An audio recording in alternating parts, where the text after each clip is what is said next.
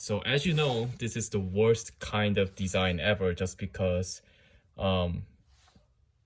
oftentimes what happens is that this sleeve seizes to the spindle here, which pretty much makes it impossible for you to release the strut easily. Now, this thing is a lifesaver.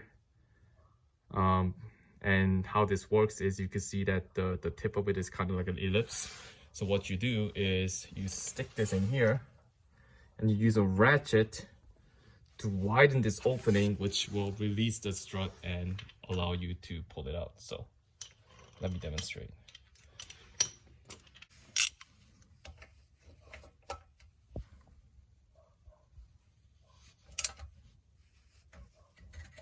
Okay.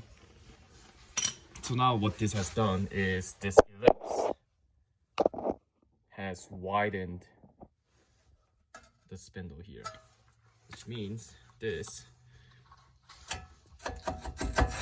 just releases like that. Easy.